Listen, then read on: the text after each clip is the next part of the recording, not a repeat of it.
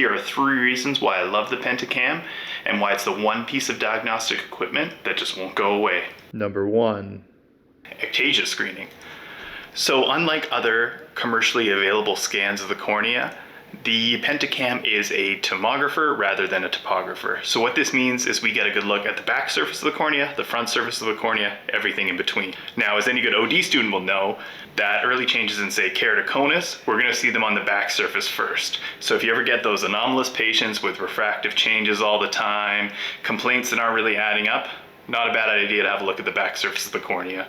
Now, my roommate is actually one of the unlucky few to have keratoconus, and luckily his OD had a Pentacam back home and caught it nice and early. He's had cross-linking done, and his vision's pretty stable. Number 2.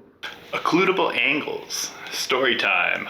On one occasion, as a student, I had a patient with around a third to a fourth angles, nasal and temporal. Patient had a bit of trouble doing tono on. They had really tight eyelids and were not liking things coming close to their eyes. In addition to this, one of my colleagues was already over on the OCT, so I couldn't put on the little anterior chamber attachment to it, which takes a little while to sort out anyways. So I put them on the Pentacam.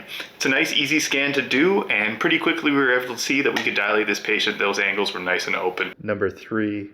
Third, and probably the most important, is the Pentacam is easy to use.